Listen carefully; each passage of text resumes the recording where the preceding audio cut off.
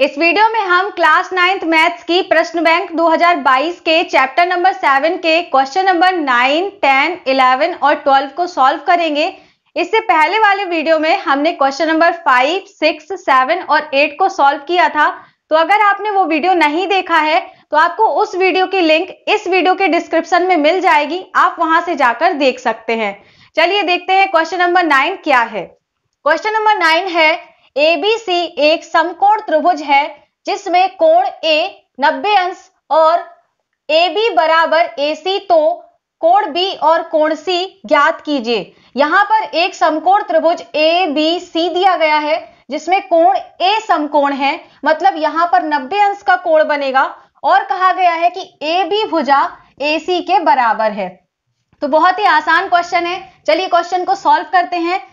त्रिभुज ABC में हमें दिया है कोण A बराबर 90 अंश और AB बराबर AC।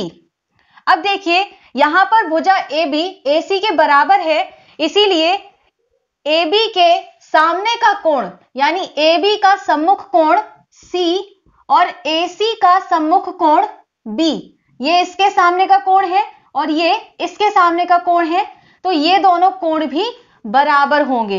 इससे पहले वाले क्वेश्चंस में भी हमने इस प्रमेय का यूज किया था कि बराबर भुजाओं के सम्मुख कोण भी बराबर होते हैं। ठीक है, तो उसी प्रमेय का यहां पर भी यूज करेंगे।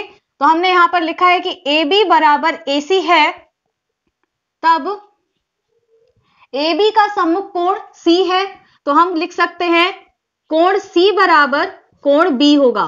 कारण में लिखेंगे बराबर भुजाओं के सम्मुख कोण बराबर होते हैं।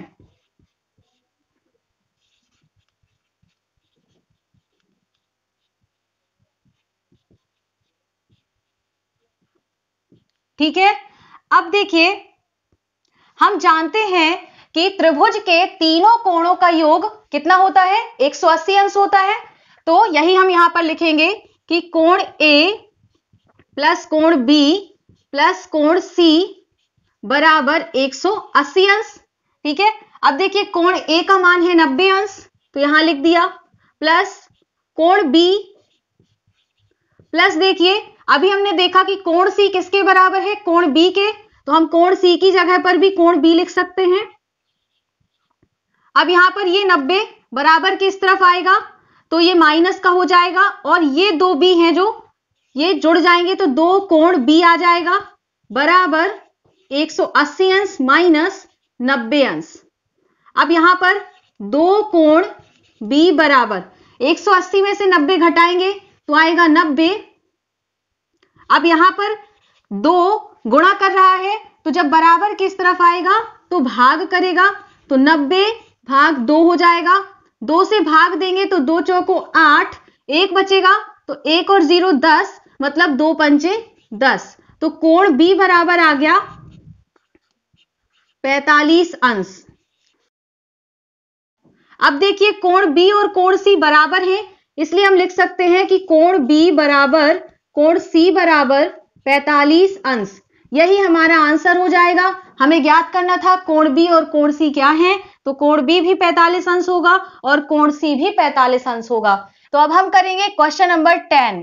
क्वेश्चन नंबर 10 है, AB एक रेखाखंड है और रेखा L इसका लंब समद्विभाजक है।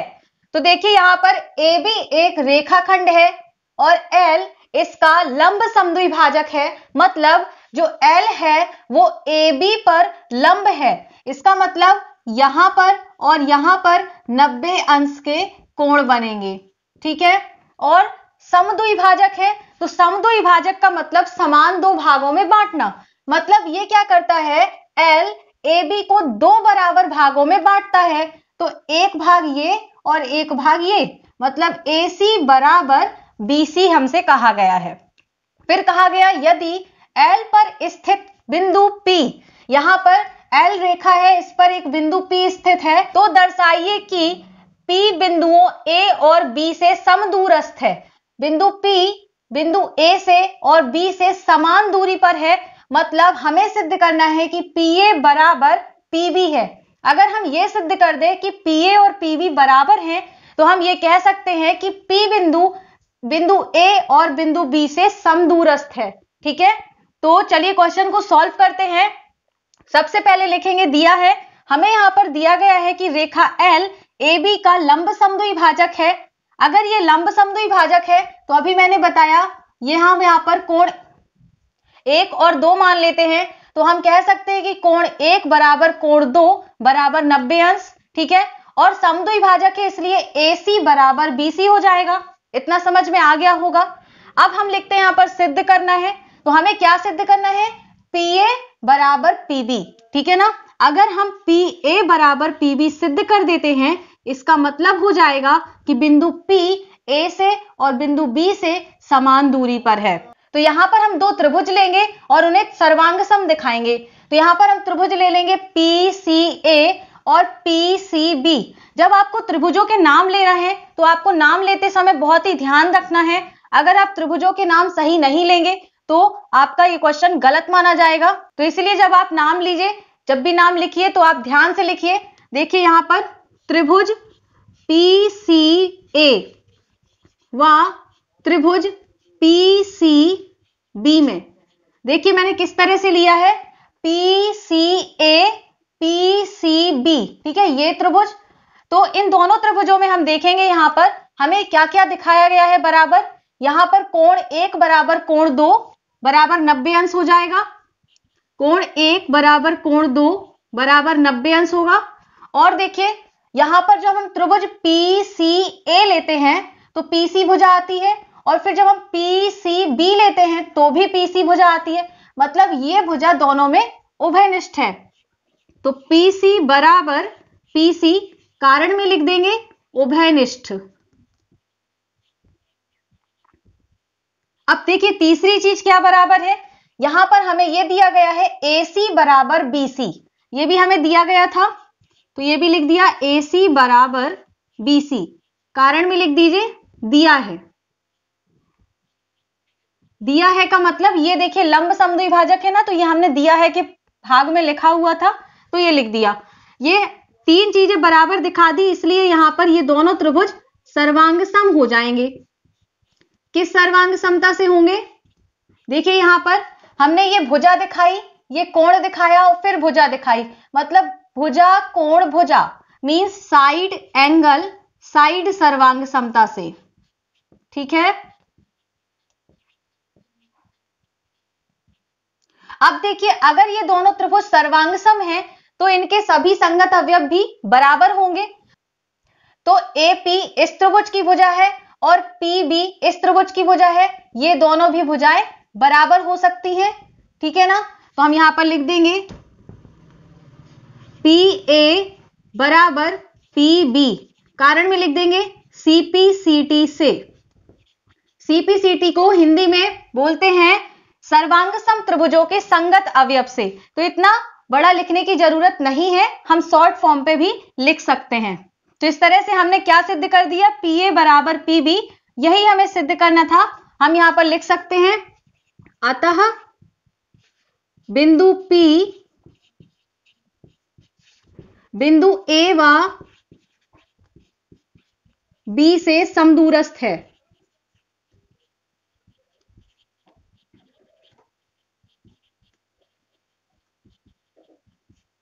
ठीक है, तो अब हम करेंगे क्वेश्चन नंबर 11। क्वेश्चन नंबर 11 है, चतुर्भुज ABCD में AC बराबर AD और AB कोण A को समद्विभाजित करता है, तो दर्शाइए कि त्रिभुज ABC सर्वांग सम त्रिभुज ABD। देखिए यहां पर हमें दिया गया है AC बराबर AD। ठीक है, और दिया गया है कि जो AB है वो कोण A को समद्विभाजित करता है, मतलब इसको नाम दे देते हैं कोण 1 और इसको नाम दे देते हैं कोण 2। तो कहा गया है कि कोण 1 बराबर कोण 2 है। समद्विभाजित का मतलब दो बराबर भागों में बांटता है, मतलब कोण 1 बराबर कोण 2 दिया गया है। तो दर्शाइए कि त्रिभुज ABC ये वाला त्रिभुज और त्रिभुज ABD मतलब ABD ये त्रिभुज, इन दोनों त्रिभुजों को सर्वांग सम दिखाना है। तो बहुत ही आसान क्वेश्चन है, आधे से ज्यादा चीजें हमें पहले से क्वेश्चन में दी गई हैं, बस हमें उन्हें सिस्टमेटिक तरीके से लिखना है। तो चलिए क्वेश्चन को करते हैं। सबसे पहले लिखेंगे, दिया है चतुर्भुज ABCD में AC बराबर AD, ये दिया गया है, और कोण 1 बराबर कोण 2 दिया गया है, तो ये भी लिख दिया। अब हमें सिद्ध करना है त्रिभुज ABC सर्वांग सम है त्रिभुज ABD के। ठीक है, तो हम यहां पर ये दोनों त्रिभुज ले लेंगे, त्रिभुज ABC व त्रिभुज ABD में। अब सर्वांग सम दिखाने के लिए हमें 3 चीजें बराबर दिखानी होती हैं। तो देखिए, हमें ये त्रिभुज लेना है और ये त्रिभुज लेना है। इन दोनों त्रिभुजों में देखिए AC भुजा और AD भुजा ये बराबर दी गई हैं, तो हम लिख सकते हैं AC बराबर AD, कारण में लिख देंगे दिया है। और क्या दिया है, देखिए कोण 1 बराबर कोण 2, ये भी दिया है, फिर से लिख देंगे। अब देखिए तीसरी चीज क्या है बराबर, यहां पर देखिए जब आप त्रिभुज ABC लेते हैं तो AB भुजा आती है, ठीक है, और जब ABD लेते हैं तो भी AB भुजा आती है, मतलब AB जो है वो उभयनिष्ठ है। तो यहां पर तीसरा कारण हो जाएगा AB बराबर AB, कारण में लिख देंगे उभयनिष्ठ। तो हमने 3 चीजें बराबर दिखा दी हैं, इसलिए ये त्रिभुज सर्वांग सम हो जाएंगे।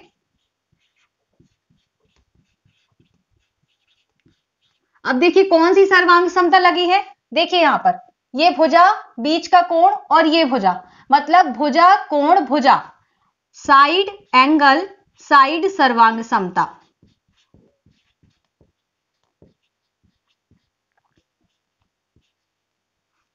तो हमें यही यहां पर सिद्ध करना था, इन त्रिभुजों को सर्वांग सम दिखाना था, जो कि हमने दिखा दिया। तो ये क्वेश्चन कंप्लीट हुआ। अब हम करेंगे क्वेश्चन नंबर 12। क्वेश्चन नंबर 12 है, ABCD एक चतुर्भुज है जिसमें AD बराबर BC और कोण DAB बराबर कोण CBA। तो सिद्ध कीजिए। यहां पर 3 चीजें सिद्ध करनी है। पहला, त्रिभुज ABD सर्वांग सम त्रिभुज BAC, दूसरा BD बराबर AC, तीसरा कोण ABD बराबर कोण BAC। यहां पर हमें देखिए ये चित्र है और इस चित्र में दिया गया है कि AD बराबर BC है, मतलब AD बराबर BC है, और कोण DAB ये वाला कोण और CBA, मतलब ये कोण दोनों बराबर हैं, ये पूरे कोण बराबर हैं। ठीक है, अब हमें यहां पर सिद्ध करना है। 3 चीजें यहां पर दी गई हैं, तो थोड़ा सा ध्यान से समझिएगा, आपको जरूर समझ में आएगा। सबसे पहले हम लिखेंगे, दिया है, तो यहां पर हमने लिख लिया कि AD बराबर BC, ये हमें दिया गया है, और कोण DAB बराबर कोण CBA, ये भी हमें दिया है। सिद्ध करना है ये 3 चीजें। अब देखिए सबसे पहले हम त्रिभुज ABD ले लेंगे व त्रिभुज BAC लेंगे। अब इन त्रिभुजों को सर्वांग सम दिखाना है तो हमें 3 चीजें बराबर दिखानी होगी। तो देखिए मैंने यहां पर समझाने के लिए अलग से इन त्रिभुजों को ले लिया है। ये है त्रिभुज BAD, ठीक है, और ये वाला जो त्रिभुज है ABC, ठीक है, ये त्रिभुज है। तो यहां पर देखिए हमें दिया गया है कि DAB मतलब ये पूरा कोण और CBA मतलब ये पूरा कोण बराबर है, और साथ में AD बराबर BC दिया गया है। तो यहां पर देखिए 2 त्रिभुज है, इन दोनों त्रिभुजों में AD और BC बराबर हैं, तो यहां पर लिख लेंगे AD बराबर BC दिया है। दूसरी चीज हमें कोण DAB बराबर कोण CBA, ये भी हमें दिया है। अब तीसरी चीज देखिए, जब आप त्रिभुज ABD लेंगे तो भी भुजा AB आएगी, और जब आप ABC लेंगे तो भी AB भुजा आएगी, मतलब यहां पर ये जो AB भुजा है ये दोनों त्रिभुजों में उभयनिष्ठ है। तो ये भी हम लिखेंगे यहां पर AB बराबर AB, कारण में उभयनिष्ठ। तीन चीजें बराबर दिखा दी हैं तो ये त्रिभुज सर्वांग सम हो जाएंगे।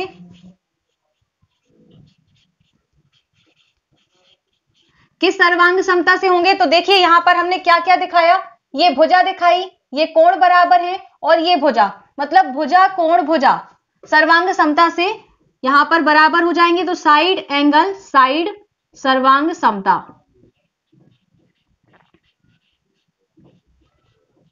यहां पर आपको ये वाले त्रिभुज नहीं बनाना है, ये केवल मैंने समझाने के लिए बनाए हैं, आपको इस त्रिभुज से ही समझना है, ठीक है ना। तो ये हमने यहां पर पहली चीज प्रूफ कर दी।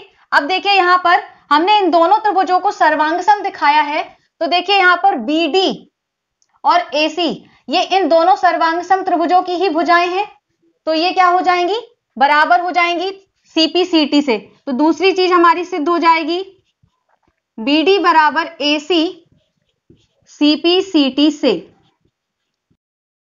तीसरी चीज हमें यहां पर कोण ABD मतलब ये वाला कोण और BAC मतलब ये वाला कोण, इन दोनों कोणों को बराबर दिखाना है, तो ये भी सर्वांग सम त्रिभुजों के संगत अवयव से बराबर हो जाएंगे। तो यहां पर लिख देंगे ABD बराबर कोण BAC CP CT से।